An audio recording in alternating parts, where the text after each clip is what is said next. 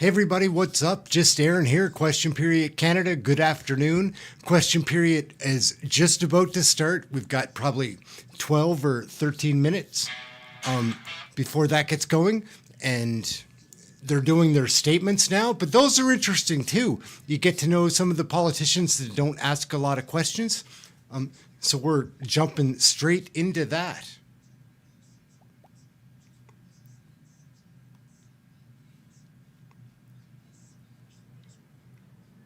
Now just one of 4 MJHL coaches to have been behind the bench for over 1,000 games. Wow. As a young man, Coach Spiller played for the Terriers, then went on to become their assistant coach before becoming their head coach in 2006. Good afternoon. Coach Spiller is a role model to so many in our community and has mentored countless players throughout the years. We are so incredibly proud of his achievements, such as winning multiple MJHL championships and the Royal Bank Cup. I also want to thank his family and the Terrier organization for supporting Coach Spiller all these years. Success would not be possible without the love and support of the entire team. Let's keep bringing home those wins, Blake. Go Terriers, go! The honourable member from Brampton South. Mr. Speaker, over the past several weeks, my colleague and I had many productive conversations with Brampton residents about the importance of keeping our community safe.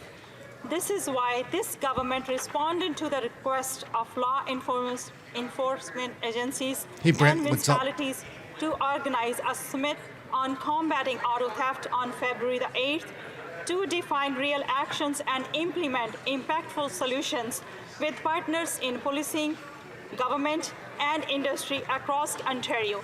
This week, the Minister of Public Safety made a federal investment of $121 million to help prevent gang violence and auto theft in Ontario. This is yet another step to continue supporting law enforcement agencies on the ground, resulting in criminals behind bars and more successful operations. We are also strengthening Canada's criminal code, keeping repeat violent offenders in prison with Bill C-48 and supporting the CB. The Honourable Member for Salaberry-sur-Loire. Mr. Speaker, it's with great sadness that I announce the death of Ms. Bigra, who was adored friend and leader in our community. She was a model of positivity. Those who were lucky to know her would also say that she actively supported her riding, and she was a woman of conviction, had so much respect for others. She had a warm personality, and she was very committed. She did have many obstacles to overcome, but every time she overcame them, stronger and brighter.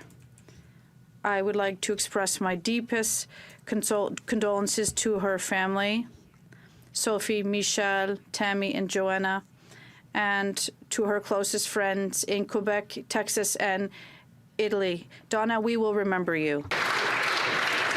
The honourable member from Etobicoke Centre. How's everybody doing today? January 22nd marks How's the weather Data where you Privacy are? Week, which is an important time to discuss how we can This strengthen Jamie privacy Baker's and a security nut. for Canadians.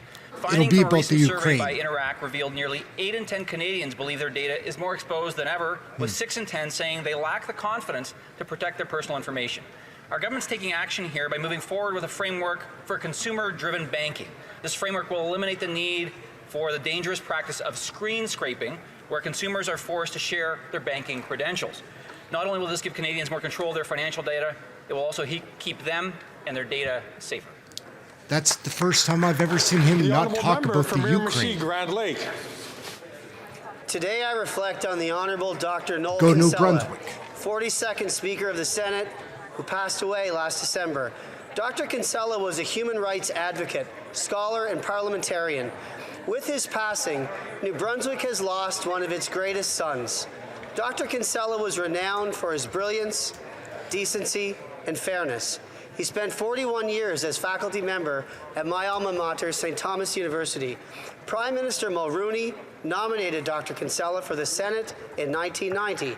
He was selected by Prime Minister Harper to serve as Speaker of the Senate in 2006, a role he held until his retirement in 2014. While he is well known for his work The love that he and his wife shared was remarkable. Our hearts are with Anne. Noel Kinsella has earned his rest, a champion of human rights and principled public policy, a staunch adherent to parliamentary procedure and the rule of law, and a man whose quiet dignity spoke volumes. Hey Norm, what's up? Just saw you pop in.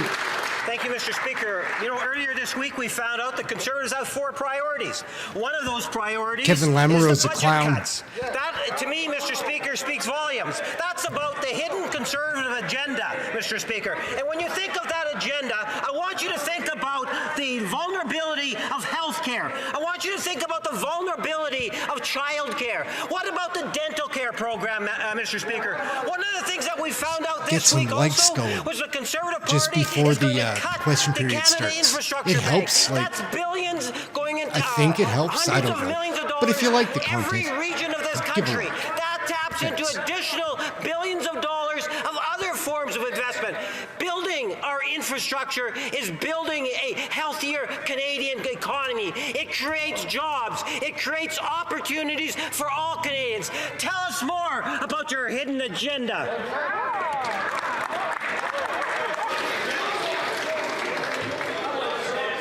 Order.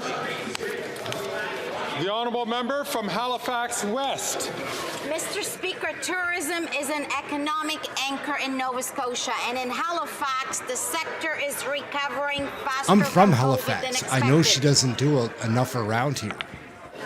If I could ask members, please, to keep your conversations low so Greg that the Fergus, man. speaker can hear It's the during member statement making time. It's the not even statement. question period The yet. honourable member And he's from telling everybody Halifax to be West. quiet. Like, Mr. Speaker, tourism is an economic anchor in Nova Scotia, and the sector He's is a bad recovering seed. very well in Halifax. Not surprising, perhaps, as we were the only Canadian city on Forbes' top 24 What up, James? places What up, to visit Francine? in the What's up, Francine? 2024 James? list. People want to visit us, and now with the grand Welcome to the opening channel. of the very first Marriott brand Moxie Hotel in Canada, they're going to have a fabulous new option for their stays. The hotel is scattered with thoughtful accents of Halifax history and references to its present and future. Inside, you'll find many decors of Pier 21, our bridges, Port of Halifax, and a hidden room adorned with stained glass and pipe organ installations to invoke Trinity Anglican Church. I want to congratulate Joe Metledge and Norman Nahas and the entire team at Moxie Halifax on the recent grand opening. Thank you. The honourable member from Haldeman Norfolk. I rise today on this first Oh, day good. of Leslie Black Lewis History is in the Month house. 2024 to honor the rich tapestry of our great nation and the contributions that Black Canadians have made to the fabric of Canadian society. From Matthew DaCosta's pivotal role as a translator in the 1600s to when we revel in Oscar Peterson's timeless music. And when we watch our children's hockey games, we can remember the I'm happy to see colored Kyle hockey league Seaback is in Halifax behind that was her. founded in 1895. Hopefully he'll and speak. where He is sharp. The first slap shot was pioneered. Really is. African Canadians have made substantial contributions to the Canadian society, including in academia, arts, science, sports, business, and politics. And as we observe Black History Month, let us cherish and unite in our shared Canadian past and our common future.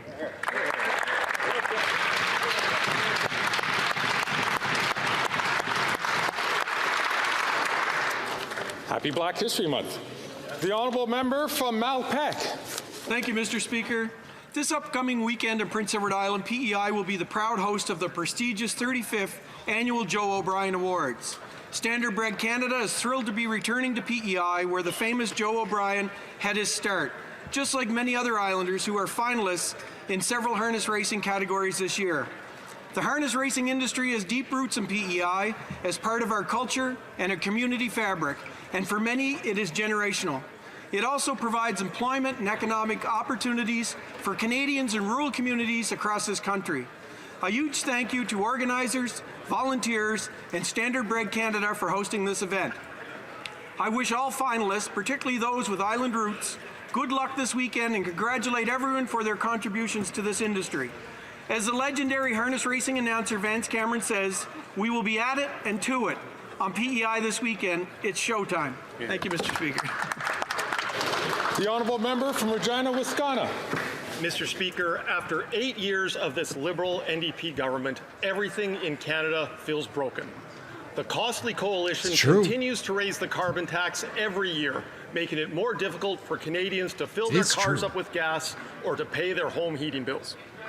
Many Canadians cannot find a place to live, and those who can are struggling with rent and mortgage payments. The debt goes up every year as the Liberals and NDP continue to mortgage our children's future by running deficits. And crime rates continue to rise because of Liberal NDP catch-and-release policies towards criminals. Clearly, this Prime Minister is not worth the cost. Whether the election comes this year or next year, a new Conservative government will axe the tax, build the homes, fix the budget, and stop the crime. Those are the priorities of Canadians, and those are the priorities of our Conservative team, and that's what we'll do in government. Thank you, Mr. Speaker. The honourable member from St. Albert, Edmonton. Mr. Speaker, yesterday at the Industry Committee, the former CEO of the Liberals' billion-dollar Green Slush Fund revealed that the Liberals were aware of corruption and self-dealing at the fund for years. As early as 2019, the then Industry Minister, Navdeep Bains, was informed that the company of the Liberal-appointed chair was receiving millions of dollars from the fund. Despite this outrageous conflict of interest, the Liberals allowed the chair to remain in charge. This new evidence completely shreds the credibility of the current minister, who claims that the Liberals only recently learned of corruption at the fund, corruption involving the misappropriation of tens of millions of taxpayers' dollars. The minister knew about the corruption, he turned a blind eye to it, and when he got caught, he tried to cover it up. It speaks to the utter rot and corruption on the part of these Liberals. Canadians deserve so much better. Wow. The honourable member for Ottawa, Vanier. I'd say we've got 2 minutes Mr. before Speaker. we're into question I would like to period. pay tribute to Anne-Marie Philippe, an exceptional volunteer who has spent her life serving her community in Ottawa, Vanier. She left us suddenly all too soon in January. She was a familiar face in my riding, known for her community commitment and her passion for volunteering. She was always present in all our community events and always wearing her yellow vest from the Optimist Club that she wore so proudly. She spent most of her time generously at all community activities for the Optimist Club, always with Vanier in mind. She spent a lot of her contagious energy helping children suffering from cancer through the Ottawa Hospital. It was a pleasure to have known her all these years, and I'd like to thank her for her volunteer work and for having made it a difference. Thank you. From Hamilton Centre. As we celebrate Black History Month, let us honor the legacy of our recently departed brother, Clyde Brooks, who ascended to our ancestors on January 20th, 2024. Clyde Brooks, a.k.a. Matt Green is a sharp-dressed man every of time. literary brilliance and activism. Not to be born in Jamaica and making Hamilton his home, Brooks's journey from an shallow or award-winning something, dub but poet to an I do international pay attention to how they literary dress, figure is a and he's one testament of the to the power of words to sharpest inspire dressed guys change. out there. His accolades, including the If Nathan nothing Brissett else. Poetry And he's always Prize, cross. the He has James cross-sounding Michener voice. Fellowship, and the Hamilton Arts Award barely scratched the surface of his impact. Through works like Poem Storm and My Best Friend is White, he challenged us to confront the complex racial dynamics with honesty and empathy. And he did so bridging divides and celebrating our shared humanity. In fact, more laudable than all of his formal accolades in life, Clyde's contribution was capturing contemporary oral Black history. Rest in power, my brother. Joyeux mois de l'histoire des Noirs. Happy Black History Month. The honourable member for Manicouagan, the former director of the Devoir, left us on January 13th. This sad news tells us a lot about who he was. Before we get going, if you for want to the give us a Devoir, like, and that even helps. here on the Hill See if we can as a round up a few more correspondent. people to watch with us. He was appreciated by many, and he was I think today's going to be truly fun. involved in Quebec media. I got a feeling that He there's going to be was like a successful wide variety during of a crisis conservative in the written MPs that media speak, and world. mostly it'll be Liberal He was cabinet a ministers powerful answering. force I like those days and because always was in favor of the the independence of variety is the journalism. spice of life, I guess. He participated in social debate, and he was a man of great nuance and objectivity. He marked all those who knew him, both by his intellectual rigor and his kindness. Our thoughts go out to his family and loved ones. How do you guys feel who about have the just Bloc lost Québécois? such an important person. I kind of wish they weren't a part of This this. government Like, remains in denial kind of that their punitive carbon waste tax of time. causes inflation. Who says the carbon tax is inflationary? Greg McLean's all Parliamentary right, budget though. officer, the governor of the Bank of Canada, every farmer, manufacturer, producer, distributor, and retailer in Canada, and Canadians who buy food. Right. Maybe Canadians are just experiencing this differently. This Prime Look at Minister his tie. is just That's a not sharp worth the cost. tie. After 8 years of this Liberal NDP government, food inflation is out of control. When you tax the farmer, food gets more expensive. Yet the Costly Coalition keeps their heads in the sand. Inflation will get worse when this Prime Minister increases the carbon tax on April Fools. In contrast, common sense conservatives That's gonna be brought bad forward on a April solution 1st, to address high food costs with Bill C-234. Imagine exempting farmers from more carbon tax. money being But spent Liberal with appointed less, senators like, no more were coming whipped in. to gut the bill. The ridiculous. Conservative government will axe the tax, fix the budget, build homes, and stop the crime. The honourable member for Notre Dame de Grace Westmont. Merci, Monsieur le Président. Thank you, Hey, Mr. Alan, Speaker. what's up? Speaker, I True rise Blue, what's today going to on? Congratulate the top 8 academic How are you all-Canadian guys? student athletes who were recognized last night by U Sports and the Governor General for their outstanding achievements. Madison Lawrence, Jordan Canham, Hannah Blair, Ashton Miller-Melançon, Johan David, Haley McDonald, Aidan Goslett, and finally a special shout out to Emmy Fecteau, captain of the Concordia Stingers women's varsity hockey team, who call NDG's meager arena home. Well, in addition to stellar It looks grades like and we many have our athletic first person accolades, that's ever Emmy going is to get active in kicked our out of the community, comments. coaching girls hockey and as a lead If anybody's instructor watching at and the can Stinger see the Hockey comments, School. we have. Merci. Thank you, Emmy, So I don't know for what the to do positive about that. impact you're I'm gonna having on let our them community just go by. and having inspired future generations of young female athletes to play hockey. Congratulations to you and all the student athletes. Keep up your exceptional work. What the hell is that in the comments? That's weird. Oral questions. Questions Yes. orales. L'honorable chef de Oral question orale. Let's go. Poiliev is up. Did I The see Prime Trudeau? I don't think Minister I isn't don't- worth the no, chaos. I After wasn't 8 looking. years, his Minister of Immigration admits that housing and services are overwhelmed in Quebec because of the asylum seeker crisis. This followed the decision by the Prime Minister to remove visas for Mexico, which caused the number of asylum seekers to go sky high. So only 11% are accepted as real refugees. Will the Prime Minister cancel his decision and restore order in our system? L'honorable ministre de l'Immigration. The Honourable Member of Immigration. Comme vous le savez, Mr. Speaker, as you know, this type of decision has to be taken seriously. We must have completed diplomatic measures with Mexico. No statement will be made in a rush in the House of Commons. The Honourable Leader of the Opposition. The Prime Minister is not worth the chaos or the crime. Auto theft is a federal crime. His decision to amend the criminal code. Hey, Vikram, what's up? free I love covering car this thieves is stuff. Yeah, federal. no The problem. poor Thank management you for of ports watching. is federal, and cars can be sent to organized crime and terrorists. The RCMP That was is weird. I've never had that responsible happen for in the organized crime and is also in the a chat federal before. responsibility. That's the first time. Will the Prime Minister reverse his poor management and changes to the federal criminal code to stop the crisis that he has caused? The Honourable Minister of Public Safety. Mr. Speaker, I know that the Leader of the Opposition likes to invent blame for everyone. Perhaps I can correct his question by saying that we are, of course, working with provincial partners in Ontario, in Quebec, on this I very kind of important thought this would issue. be the way it would We've go, that invited Trudeau for wouldn't next show up week today and it was going to be... ministers responsible.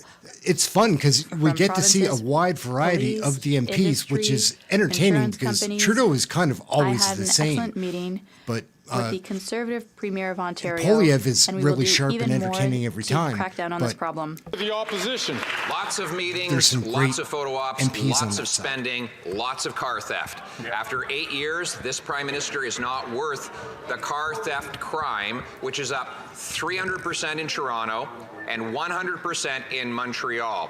This is a federal problem. It's his mismanagement of federal ports that allows our cars to be stolen and sent abroad.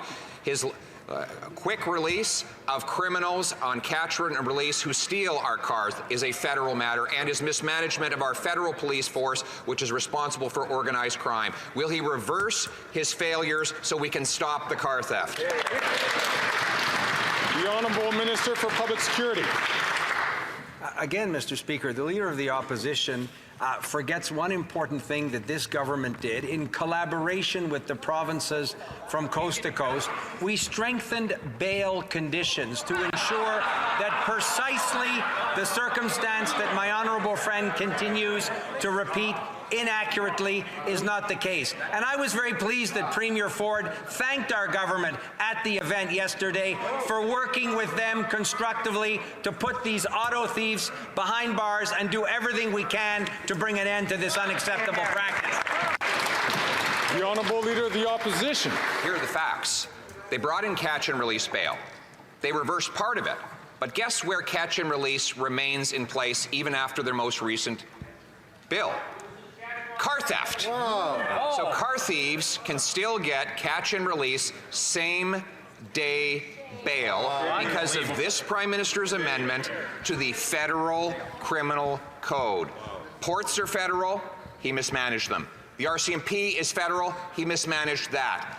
The criminal code is federal, he brought in catch and release. Won't he own up to his failures, reverse these decisions so we can keep our cars? The Honourable Minister for Justice and Attorney General for Canada. Oh no, Mr. Speaker, Verani yesterday is a when the Minister of disaster. Public Safety and I were with the Premier of Ontario, what we announced was $121 million of funding to help with attacking crime in places like Ontario. What that will do will help to stop this flow of what we're seeing in terms of auto theft. The other thing we heard from the Premier and what we've heard from the law enforcement officials who were there is that if you want to tackle this, you got to tackle organized crime. Interestingly, the Leader of the Opposition is directing his caucus to vote against anti-money laundering initiatives that are contained in the fall economic statement that would address exactly that. Verani's terrible, guys. Like one of the fakest people. Mr. Speaker, the Prime Minister has accomplished something that only he could do. Our central bank, which can create cash, is actually losing money. Now, how did this happen? He forced the central bank to create $600 billion of cash to fund his overspending over the last 3 years. To pay for it, the bank makes deposits into the accounts of large financial institutions. Interest rates on those deposits, of course, have gone through the roof, meaning that taxpayers are now forced to bail out those losses. Will he admit that his incompetence now forces Canadians to pay twice, once for the inflation the money printing caused, and twice to bail out the bank, which is failing? The Honourable President of the Treasury Board. Mr. Speaker, I'm not sure if the Leader of the Opposition is aware, but Canada has the lowest debt to GDP ratio and the lowest deficit.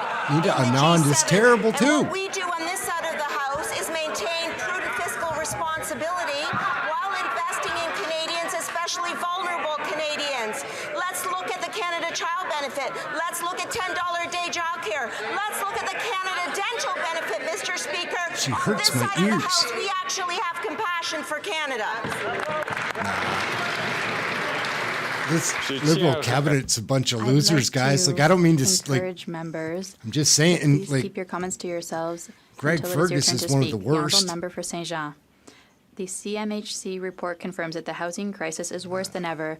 We've There got have some never Bloc been so few Québécois available housing time units here. in 20 years. Rents have risen by 8%, and finding a new home in Quebec is 17% more expensive. Why? Because the population is growing too That fast. Anita Let's Anand be clear. is- Immigrants are not responsible for the is a piece of work. Her voice goes right through me. Like, there's a couple of them. Like, CHYSTIA Freeland's voice is pretty awful, and Karina's voice isn't so bad, but her delivery is terrible. She's like half dead. Anyway. It's interesting. They don't want to blame immigrants, but they tell us to adjust our plans. I'd like to ask the bloc members, who are mostly from rural areas, they can go talk to farmers and ask them where they find their workers. Do they want to cut temporary workers? I don't even like picking on Mark Miller. I kind of feel sorry for him. He's such a goof. The honourable member for Saint Jean. Right? Does he look like a goof to you? There's a shortage of 3.5 million housing units, according to CMHC, and at the same time, the Liberals are increasing immigration again in 2024 and 2025. They refuse to share asylum seekers among the provinces to lighten Quebec's load. And the result is a ruined asylum seeker who anonymously confided in the Journal de Montréal, "I'm scared because I'm with my daughter. She's only 9. I don't want to end up on the street." When will the Liberals understand that their irresponsible policies affect real people? The Honourable Minister of Immigration. It's true that these are real people who are affected. We shouldn't treat them like cattle. Like a we need to treat them with respect, humanely. We do encourage asylum seekers to go to different provinces when they ask to, but we need to treat people respectfully, and that is why yesterday I announced over $300 million to house asylum seekers. Canada is receiving people at this time in history. The Honourable Member for Rosemont-La Petite Patrie. Mr. Speaker, there's no break for Quebecers at the grocery store. Now the CEO of Metro has told people, hang on to your hats because starting today it's going to cost even more to eat. And what does the Minister of Industry do? He tells us to look at the flyers. Then he tells us he wants to stabilize prices, which are already too high. Then he wants another study, a typical Liberal nonsense. We all know what the problem is. People are getting ripped off at the checkout. When will this government stand up for people instead of millionaire bosses? The Honourable Minister of Housing, Infrastructure and Communities. Every day we're going to do our work to make life more affordable for Canadians, including addressing the issue of food prices in this country. Of course, you'll recall, Mr. Speaker, the introduction of the grocery rebate recently, but we're also putting forward new measures to strengthen competition laws in this country and launching recruitment efforts to bring more international grocery chains into Canada, which will create competition in the marketplace, creating better prices for families. We're going to continue to do what we can to help people who are struggling, including implementing reforms that will help address the cost of food in this country. Who's the good witch? The honourable member from Vancouver Kingsway. Mr. Speaker, Manulife just cut a deal with Galen Weston that forces Canadians to fill their prescriptions at Loblaws. This robs patients of their choice of pharmacist and hurts local community pharmacies. Experts say this will restrict Canadians' access to over 250 medications. This is not only anti-competitive, but once again shows Liberals putting corporate greed ahead of people's health, while the Conservatives say nothing. Yep. Will this government protect patients and block this corporate collusion as Quebec has done? Yeah. The Honourable Minister of Health. Well, thank you, Mr. Speaker, and we're deeply committed to ensuring that Canadians have access always to with the bow tie for their health and well-being. We have worked hard to make hundreds of millions of dollars in savings, nearly $300 million in saving through bulk purchasing. We're working with provinces and territories through our bilateral agreements to continue to find ways to improve health care across the country and make sure that Canadians have access to the health care they need. Mark Holland is a clown. Walks like a clown, dresses like a clown. And the carbon tax is going to drive up food prices again on April 1st when he drives it up by 23%. What's that going to do with food prices? Well, the CHYSTIA poultry farm in Okotoks says that they're going to go from paying $180,000 this year to $480,000 when the carbon tax is fully quadrupled. These are hundreds of thousands of dollars in extra taxes that all get passed on to the shopper in the grocery aisle, and the rebate doesn't cover any of it. If the Prime Minister won't axe the tax, will it at least cancel his April 1st increase so food prices don't go up even further? The Honourable Minister for Housing, Infrastructure and Communities. Mr. Speaker, families in my community do raise the cost of food as a very real concern. That's why we put forward measures like the grocery rebate. That's why we're introducing new reforms that will increase competition. But if the Conservatives would like to help, there's something the opposition leader can do. He can pick up the phone, because as I'm sure he knows, his chief advisor, Jenny Byrne, is actually a registered lobbyist for Loblaws in Ontario. Mr. Speaker, before the Conservatives sling arrows at this side of the House, I would invite the opposition leader to do what we all know is one of his favorite things. Take a look in the mirror. Oh my goodness. Okay, well, that was a pretty good one for Fraser. I'm not a fan of his, but he did good for that. Like, he'll like his own sound bite on that piece. What up, Ken? How you doing? It's going to be a fun one. It's been fun so far.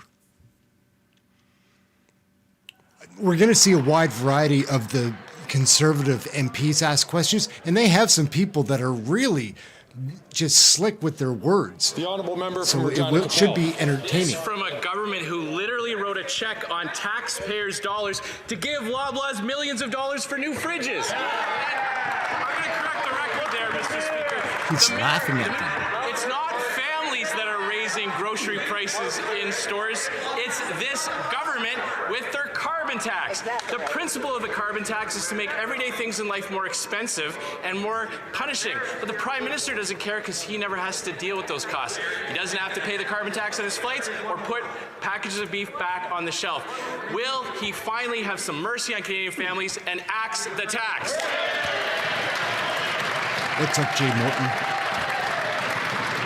Okay, now we'll see a cabinet minister. Mr. Speaker, I'm sure you'll agree with me that it's hard to accept criticisms with the Conservatives when the person responsible to run their campaign is getting paid on the side to lobby two governments, Loblaws, the giant grocery chain that is actually causing families to pay so much more for groceries than they were previously. On this side of the House, we're going to put measures on the table that are going to help families put food on the table. The Conservatives will align themselves with big grocery chains. We're going to do everything we can to make life more affordable. Here, here. You guys let me know. I'm going to change the screens. Let me know if you prefer this one or the other one. Conservatives tabled a motion asking the NDP Liberal Carbon Tax Coalition to cancel their plans to increase the carbon tax on April 1st. After 8 years, this Prime Minister is not worth the cost, and farmers' carbon tax bills prove that. The numbers are staggering. Prairie Gold potatoes in southern Alberta is paying $1,500 in carbon taxes every single day. Wow. That's unsustainable, right? And they have no option but to pass that on to consumers. Will the Prime Minister finally axe his plan to increase the carbon tax on April 1st and make food and farming more affordable?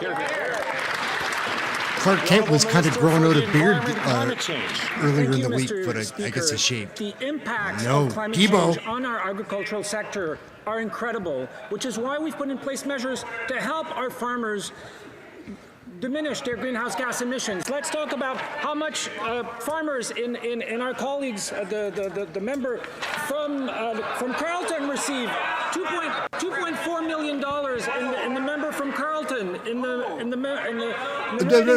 member from Dufferin Carleton, $3.7 million.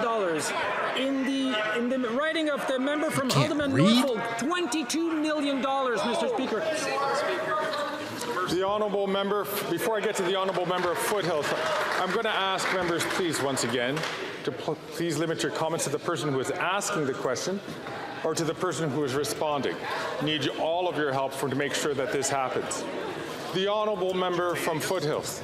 Well, the Environment Minister is struggling to find some positive numbers, but I'll tell him the number. When they quadruple the carbon tax, it will cost Canadian farmers $1 billion a year. That does not include the GST, also $1 billion, that the Liberals are charging on top of the carbon tax. Higher carbon taxes, more GST, higher food costs for Canadians. When 2 million Canadians are relying on a food bank every single month, clearly this Prime Minister is not worth the cost. How many Canadians need to rely on a food bank before this Prime Minister cancels his plan to increase the carbon tax on April 1st? The Honourable Minister for Natural Resources. suggest that Conservative members of Parliament should stop misleading Canadians. The carbon price is a thoughtful approach that addresses climate change and affordability. Wilkinson will, at the end of it, start pointing his finger at the end. The leader of the opposition's plan to address the climate issue is to take rebates. My goodness, this House Speaker is a disaster. I'm seeing the body language of some members who are using translation Now it's body devices who are language. having great difficulty in hearing the response over the furor. Could I please ask members to allow them to answer to be made so that all members can understand what is being said? The Honourable Minister from the top, please. Thank you, Mr. Speaker. I would just Watch say his the finger Conservative wag Party when it needs to starts, stop though. It misleading starts people. at, like, The towards the end, carbon he'll start price is an wagging his appropriate and finger. thoughtful way to address climate change in a manner that actually addresses affordability. 8 out of 10 Canadian families get more money back. The leader of the Conservative Party's plan to address climate change is to take rebates away from Canadian families. It is to let the planet burn. It is to actually ensure that Canada's economic competitiveness will be eroded going forward. He should be ashamed of his thoughtless policy on climate change in the Canadian economy.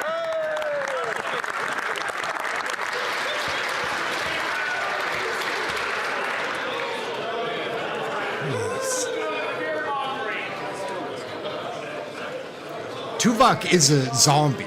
Like, I thought he was a... The Honourable Member for Mégantic l'Érable. What he should be ashamed of is that after 8 years of this Prime Minister, food banks are overwhelmed. Too many Canadians don't have the means to feed themselves. Vulcan, it will be even worse on April a 1st zombie. because the Prime Minister will make families even poorer with a new hike on the carbon tax. The Bloc will support this tax hike because the Bloc wants to radically increase the carbon tax. Rather than put in place this Bloc's desire to punish families, will the Prime Minister give Canadians a break rather than a bill on April 1st? The Honourable Minister of the Environment and Climate Change. Thank you, Mr. Speaker.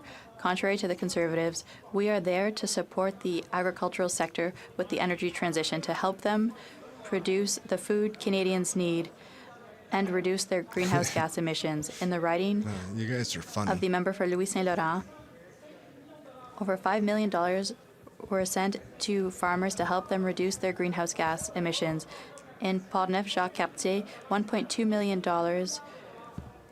and we've spent $1.5 billion on farmers throughout the country. What would the Conservative government do? They Again, voted just against all asking of the which support for the display do agriculture you guys sector. prefer? The Because honourable I member can do for either one. Mégantic-l'Érable.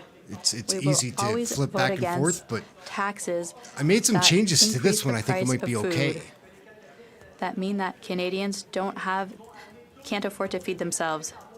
2 million Canadians are going to food banks now. Yes, Minister of the Environment and Climate Change, we will be voting Thank you, against Jay Morton. measures That's like that. sweet. The Prime Appreciate Minister, it. during That's his unnecessary, one-week but I trip to appreciate it. Jamaica, Thank you. his $89,000 trip surely didn't go to a food bank. If he'd gone, he would have seen how many Canadians can't afford to feed themselves. Will the Prime Minister cut taxes to allow families to not have to cut their food? The Honourable Minister of Environment and Climate Change. Mr. Speaker, the member opposite says he'll vote against. Let me tell you what he voted against. They voted against the Fund for Sustainable Agriculture. Last month, they voted against the Fund for the Dairy Sector. They've voted against helping poultry producers, egg producers, and supply management.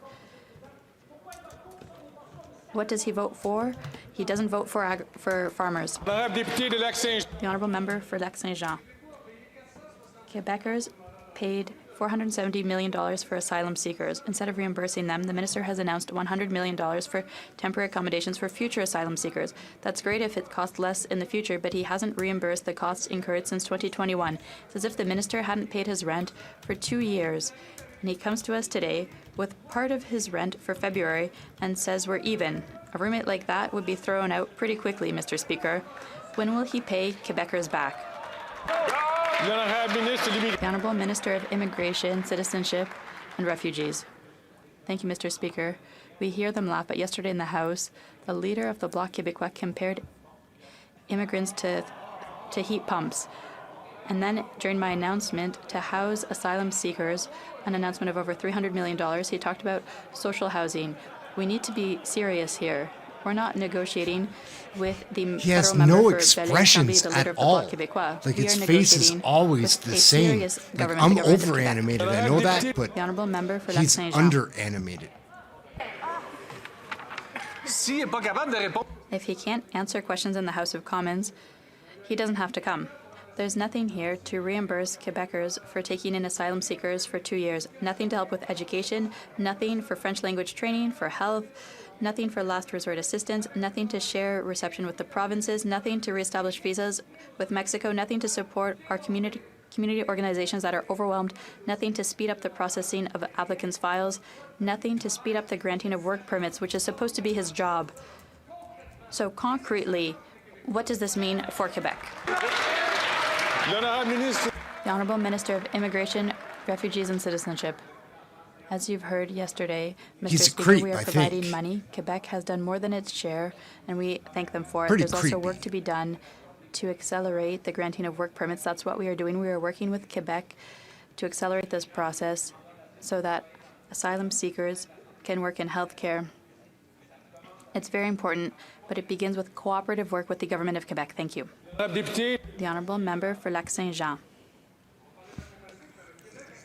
I just wish the Quebec Bloc wouldn't receives waste so 45% much of time Canada's because asylum seekers, they take and up it receives probably just under 28% of 25% new investments of in temporary question housing. period. Quebec continues to do far more Just than kind of its fair seems like a share, bit of a- and it continues to because- receive far less. Whatever. than its I like financial Quebec. I don't share. want them to separate, Just but I one just don't more want the Bloc injustice to be in after another. Parliament. Like, Frankly, at this that's a point, provincial does the thing. minister realize that it's very difficult as Quebecers not to have the impression that we are being laughed at? The Honourable Minister of Transport. What's up, Ford Man? Hey, Steve. How are you guys? Mr. Speaker, the Bloc Québécois isn't doing anything. Aside from asking questions in the House, it's not doing anything. The minister is working, is collaborating, is talking with Quebec. We've spent $50 million. That's a lot of money. And 70 million, then 100 million. These are huge amounts of money. The Bloc should not mock these financial efforts. We thank Quebec for its work. The government of Quebec is also working hard, and we will continue to work together despite what the Bloc wants. It just wants disputes. Instead of disputes, we are working together. The Honourable Member for Beauce. Mr. Speaker, Canadians are struggling. 2 million of them have to go to food banks to feed their families. Meanwhile, the out-of-touch Prime Minister wants to raise the carbon tax even higher on April 1st. Together with their partners, the Bloc Québécois, they continue to make things worse for Canadians with their so-called environmental plan, which in reality is just a tax plan. Will the Prime Minister show some common sense for once and cancel the tax It's a good increase question. on April 1st? This April 1st thing's going to be The bad, Honourable guys. Minister of the Like, Environment was and it Climate last Change. July? July Mr. 1st, or Speaker, was it June what the 1st? Conservative Party doesn't seem to understand is that farmers are among those hit hardest by climate change. Look at what's happening with the drought in the prairies. In Alberta, over the summer, drinking water might have to be rationed for people and for farmers. What are the Conservatives saying? They're saying there's no problem with climate change. The planet can burn. Our plan is working. We have reduced greenhouse gases, 30 billion tons, and that's not thanks to the Conservatives. We will continue to be there to fight climate change and work with farmers. The Honourable Member for Beauce. Thank you, Mr. Speaker. More proof of how out of touch this government is. The Minister of the Environment.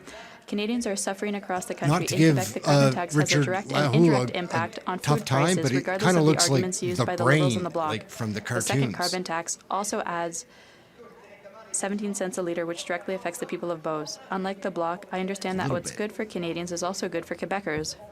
We need to reduce the cost of producing and transporting food so that Canadians can feed themselves properly. So I ask again, I hope they'll understand this time, will the Prime Minister cancel the tax increase on April 1st? The Honourable Minister of Transport. If he wants to talk about being out of touch, I think he's the most out of touch. He knows very well that the tax doesn't apply in Quebec, the price on pollution. He should know that. But what I want to know is, does he understand the impact of climate change on our farmers, Where was he when there were floods? Where was he when there were forest fires? Where was he when people had to move? He was asleep at the switch.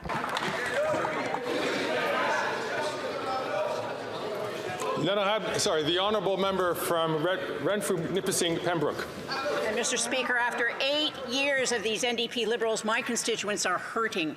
Edmund from Whitewater is a senior who lives on $20,000 a year. Since November, he's paid $200 in carbon tax on home heating alone. His quarterly climate bribe was $118. Yet this Prime Minister says that Canadians are somehow getting ahead. This Prime Minister is not worth the cost. Will the Liberals stop the April 1st carbon tax hike so groceries, gas, and home heating don't get more expensive for Edmund? Yeah. April Fools is not going to be very funny this year, man. Mr. Speaker, once again, folks are entitled to their opinions, but not to their own facts.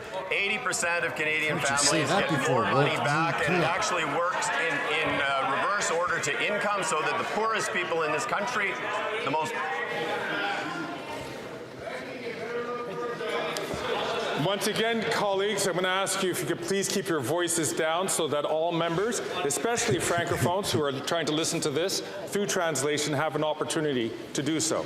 The Honourable Minister for Natural Resources from the top. Thank you, Mr. Speaker. The Honourable Member knows very well that 80% of Canadian families get more money back, and in fact, it's the most vulnerable that are actually much better off. Who believes that? Party would take Who believes that 80% of people get more back from the carbon tax? The planet burn. In fact, when the member for Calgary Forest Lawn was recently asked on television what is the Conservative Party's climate plan, he said the Conservative plan was to build more pipelines and produce more oil. And they're upset when people call them climate deniers. My goodness.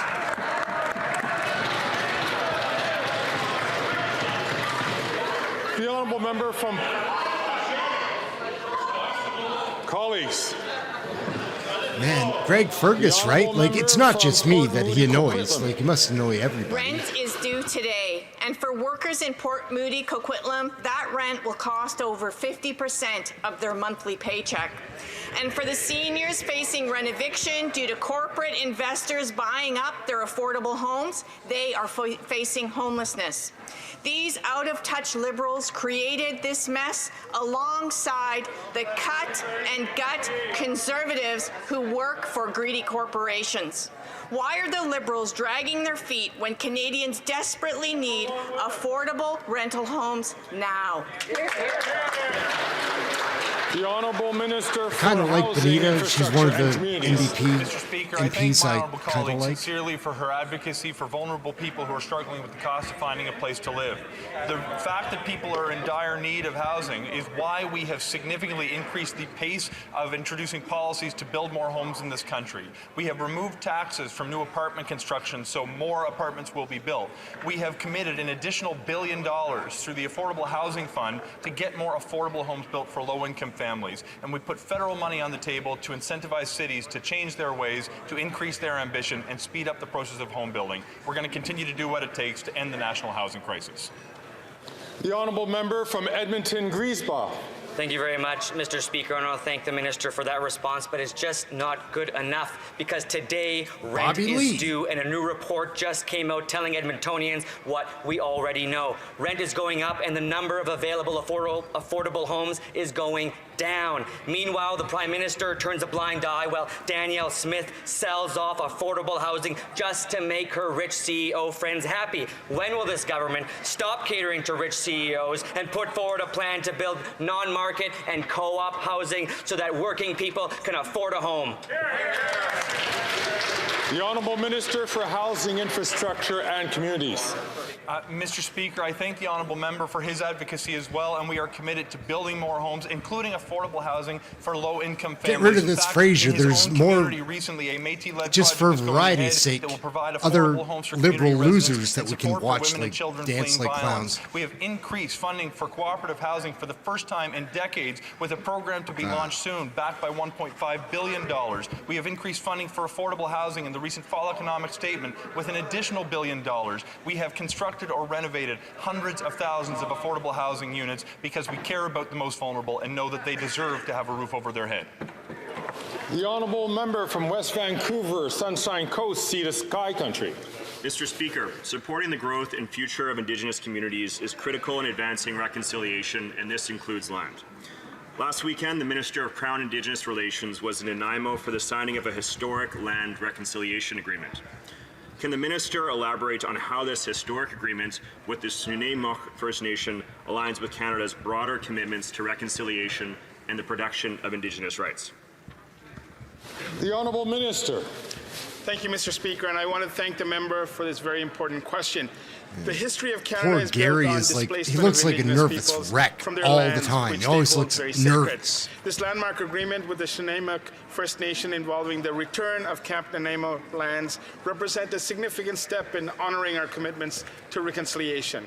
By returning these lands and supporting the nation's vision for development, we are rectifying past injustices and walking the path of reconciliation. I want to thank the tireless advocacy of generations of people who have advocated for this. Bravo. Thank you. The honourable member from Battle River Crowfoot. Mr. Speaker, after 8 years of this NDP Liberal coalition, Canadians cannot afford to eat. And forcing those who grow the food we need to pay the carbon tax is nonsensical policy. Awesome. In fact, Vermeer's Dairy, a farm near Camrose, paid $1,700 in the carbon tax alone in December, and they expect that to double when the bill comes for this past January. And the Liberals will once again increase the carbon tax on April 1st.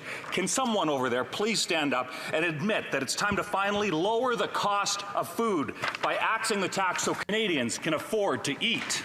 Good for you. He can barely fit in the screen when The he Honourable Minister for spans Agriculture and those Agri-Food. wings. Thank you, Mr. Speaker. Oh, Lord. Mr. Being a farmer Magoo. and being a former dairy farmer, it's hard to imagine Oh, what farmers Lord. had to deal with Imagine Hurricane him milking a Fiona. cow now. Farmers Come woke on. up, went out to their barn, the barn was destroyed, the cattle were killed. They killed the the cattle themselves. That is a great cost to the cost Such of a food. gong Mr. show. Speaker. I'm so proud to be part of a government that has an environmental plan that will make sure that we will continue to work with farmers and to make sure they're able to deal with the climate issues that they have to deal with in this country. We have and will continue to support farmers. The Honourable Lord member from almighty, King guys. Vaughan. Isn't that ridiculous? Is that just me? Birthday of Vishali, the founder of Sidam Food Bank, which serves 3.17 million meals per month and delivers groceries to 3,000 seniors. The carbon tax has made life and food unaffordable for our seniors. The carbon tax is not an environmental plan, it's a tax plan. The Lashies' birthday wish today is to donate to Sidam Food Bank so he can provide more food for our seniors. Will these Liberals support the motion to stop the April 1st increase of their costly carbon tax so seniors can afford to eat? Well. She has a special kind of voice too, Anna Roberts, right? So, Mr. Speaker, and let me emphasize once again Oh, no. that Oh, with Seamus this O'Regan. carbon plan, 8 out of 10 Canadian households do better than they would otherwise. So the question It's not is, true, though. unless they revert to their platform commitment to the Ehren O'Toole Christmas wish book, where government will decide what they'll do with their money, what will they do with the cash that Canadians currently get, that seniors get every month, that seniors know that they can rely on, that they put towards food, that they put towards rent? Where will that money go, Mr. Speaker? where will that money go, Mr. He's a jerk. The honourable member for Cumberland Colchester. Mr. Speaker, 40% of Nova Scotians are struggling to pay their electricity bills. Rates have jumped 14% in the last 2 years, and Nova Scotians have to choose between heating and eating. After 8 long years, this Prime Minister is just not worth the cost. This NDP Liberal government is going to make things worse on April 1st when their next tax hike comes into effect when they quadruple the carbon tax. Will this costly coalition show some common decency and cancel the tax hike so Nova Scotians can feed themselves, keep a roof over their heads, and keep the heat on? Here. The Honourable Minister for Natural Resources. Thank you, Mr. Speaker. The price on pollution is an affordability measure. The vast majority of Canadians receive more money through the carbon price than what they pay. Research from the University of it's the Calgary same shows thing that every the Conservatives' time. plan to cut the carbon price will only benefit the richest 1% and hurt the other 99. While the Conservatives are fighting to give money to the rich and take money away from those who are most vulnerable, we are building a climate plan that addresses climate change in a manner that addresses They cut him off. What happened to the? Please What is ask going all on? members to keep their comments to themselves. One of these I've days, interrupted the I'm minister going to for flip 10 out. seconds on Like, the clock. just at The my honourable frustration member with from, Fergus, man. Cypress Like, Hills Grasslands, I would ask him, please. He to just allow the disrupts minister the to flow answer, so without much, interruption. so The often. honourable minister has 10 seconds on the clock. Thank you, Mr. Speaker. Come on. As I was saying, we have the reverse Robin Hoods over here who want to take money out of the pockets of the most vulnerable in Canada and give it to the wealthy in a manner that actually has nothing.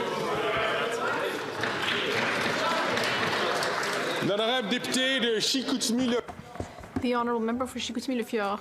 Mr. Speaker, after 8 years of this government, people don't have enough money. Food banks were struggling over the holidays. And now we see the Bloc Québécois fully supporting Liberal policy, and they want to further increase the infamous carbon tax.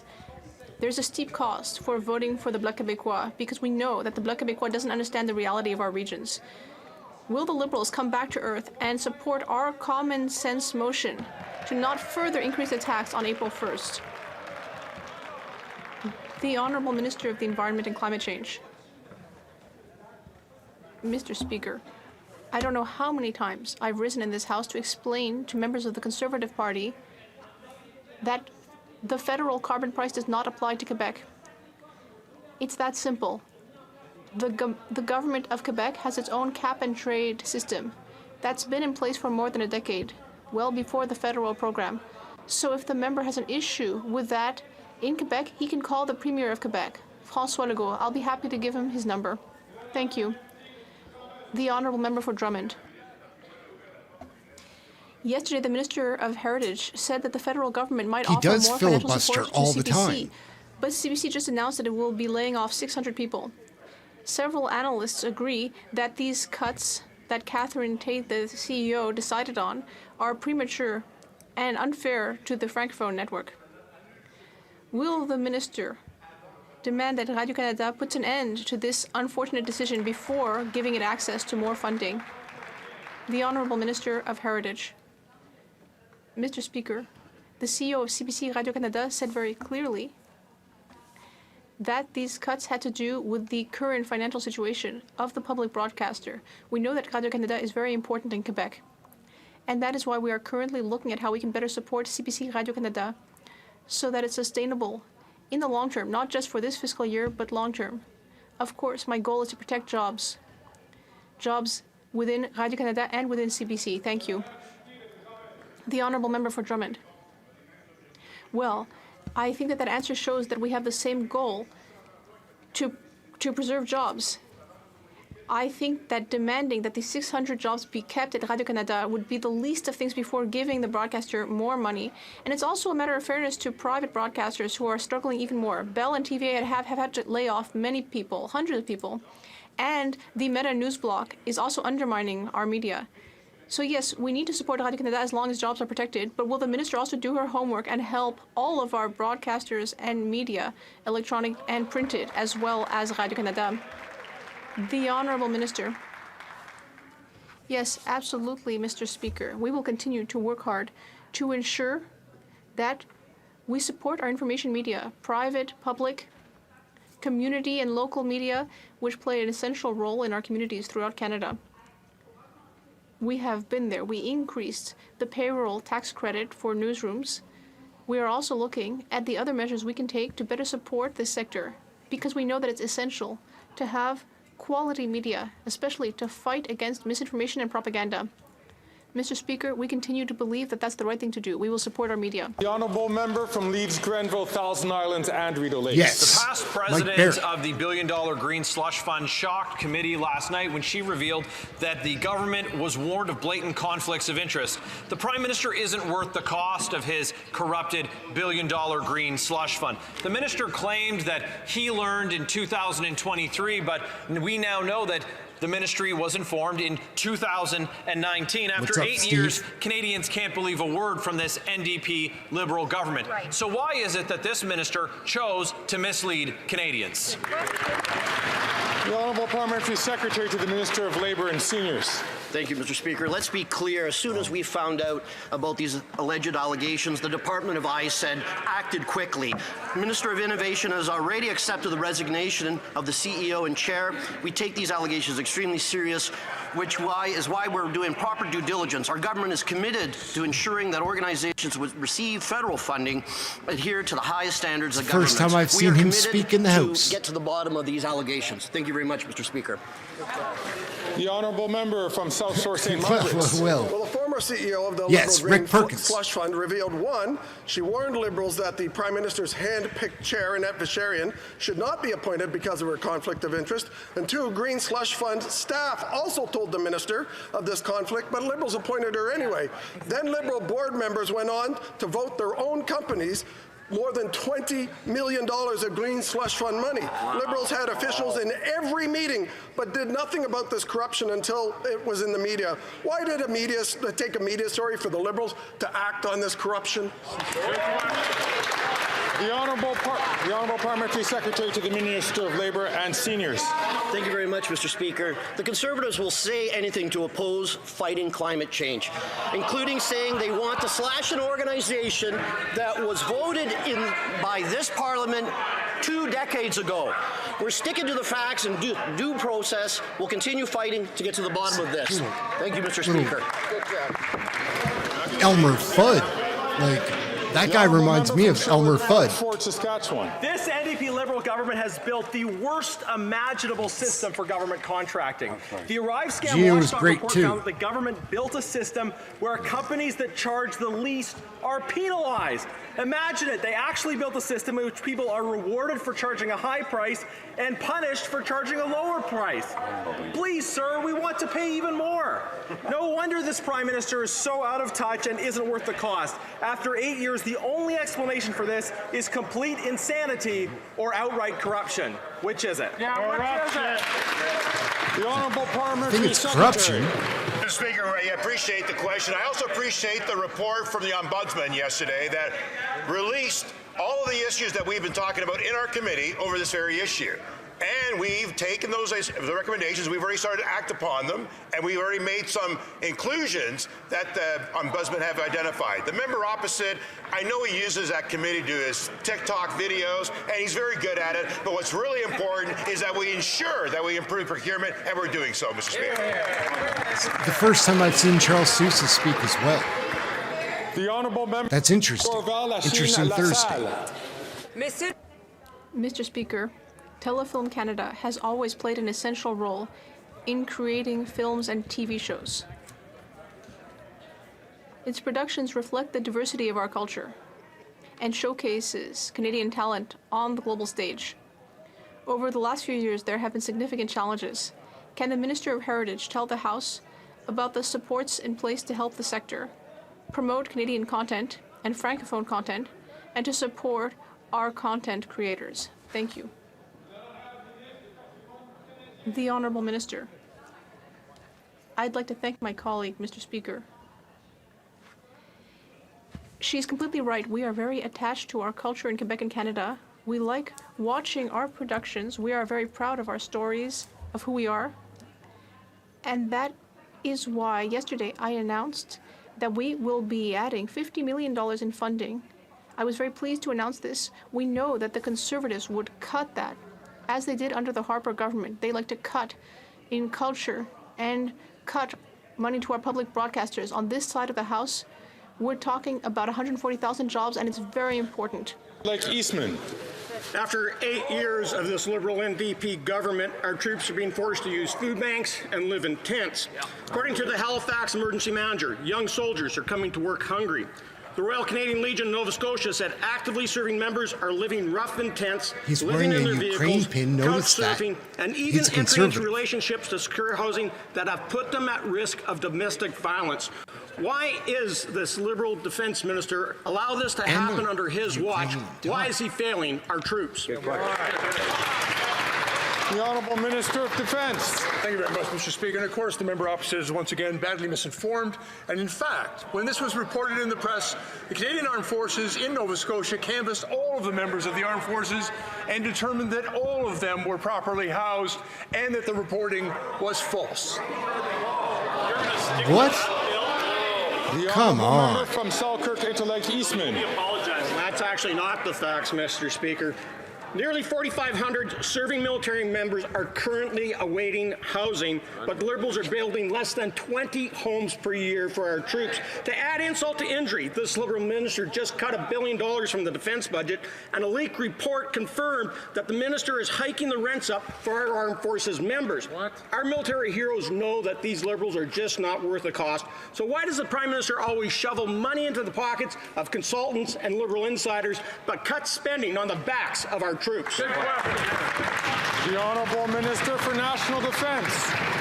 The member opposite, it's an extraordinary question coming from him in as much as he voted against the pay raise that we recently gave to the Canadian Armed Forces members. But, Mr. Speaker, he should also be aware that Canadian Armed Forces policy caps rents for all members using armed forces military housing at 25% of their gross income. Mr. Speaker, we'll continue to support through making investments in Canadian Armed Forces housing and all of the supports that he keeps voting against. The Honourable Member from Kamloops, Thompson Caribou. Mr. Speaker, auto thefts are up a striking 34.1% after 8 years of this Liberal NDP government. In my home community of Kamloops, there was recently a car chase that ended up with an RCMP cruiser getting rammed. And get this, Mr. Speaker, imagine our shock when the car was stolen. Mr. Speaker, this NDP Liberal government just isn't worth the cost when it comes to your own property and your own safety. When will this NDP Liberal government start putting Canadians and their property first ahead of fancy vacations and meaningless meetings? Yeah. The Honourable Minister for Public Safety. Mr. Speaker, our government takes the alarming issue Dominique of auto is theft poor, very man. seriously. That's precisely why, Mr. Speaker, we invested, for example, with the Government of Ontario and local and provincial police forces, increased resources yesterday to ensure that we're doing collaboratively everything that we can do. We're going to add resources to the Border Services Agency. We're going to ensure that the RCMP can continue to partner in the organized crime work that they're doing. Mr. Speaker, we take this seriously, and we're going to bring this alarming level down very quickly. The Honourable Member from Kitchener-Conestoga. Mr. Speaker, over 400,000 seniors, 77 and over, have successfully applied to the Canadian Dental Care Plan since our government launched the plan in December. Thanks to the NDP. These numbers demonstrate strong support for this plan, including seniors in my riding of Kitchener-Conestoga. Conservatives voted against funding toward the dental plan, despite 1 in 4 Canadians. It is a clown show, guys. I'm not going to try to tell somebody that it isn't, but it's important for Canadians to watch it so that we know why things happened the way that they're working out. These Thank you very Liberals much, Mr. Speaker, and I want to thank the member from touch. Kitchener-Conestoga for his advocacy to make sure that oral health is available for all Canadians. You know, it is now available for those that are 72 and older, and it's going to be rolling out to 9 million Canadians. That's 3.5 million seniors, more than 1 million kids under 18. It's deeply disappointing that the Conservatives are voting against this and looking to get rid of dental care. It's not only essential as a preventative medicine, but for the dignity of seniors who are finally being able to replace their dentures and get the oral health care they need. The Honourable Member from Winnipeg Centre. Mr. Speaker, this government says it respects reproductive rights, but the closure of Clinic 554 means that Fredericton is without a single provider for a safe, trauma-informed abortion care. Despite the Prime Minister campaigning on keeping this clinic open, he has failed to protect the charter right to abortion. And Conservatives, they are actively threatening this right through backdoor legislation. Abortion rights are human rights. Will the minister enforce the Canada Health Act and protect abortion rights in New Brunswick? The Honourable Minister of Health. Well, ensuring that women across this country have access to the health care that they need to protect their reproductive and sexual health is absolutely essential. And of course, we did withhold funding from New Brunswick because of the lack of funding for Clinic 554. They made the decision on their own to shut down, but we're deeply concerned with the impact that this is going to have on the ability of women to get access to an abortion. I have already reached out to the government of New Brunswick. We're continuing a conversation because it's essential that those services be kept open to women across the country and certainly in New Brunswick. The honourable member from Spadina, Fort York. Mr. Speaker, some UNRWA personnel are said to have participated in the October 7th Hamas terror attack. However, Canada has sent UNRWA $48 million by the time the government got around to suspending its funding. Aside from transparency, timing, and creative accounting, International Development Global Affairs are now shocked to learn taxpayer dollars have been going to an agency joined at the fanatical hip with Hamas. Mr. Speaker, does the Minister of International Development still think UNRWA is a trusted agency, or has he finally recognized that taxpayers don't like funding an agency linked to a listed terror group? The Honourable Minister for International Development. Mr. Speaker, these allegations are very Hussein is We've expressed awful. our concerns to the head of UNRWA, Philippe Lazzarini. We're encouraged by the fact that the United Nations has launched an investigation. While we wait for the results of that investigation, we are upping our support, increasing our support to the tune of $40 million to support trusted international partners. This is probably going to be the last answer. Delivering much-needed life-saving supplies. But, Mr. Speaker, what we will not do is jump to conclusions and smear a UN body like the leader of the official opposition. So if the honourable member wants to do that.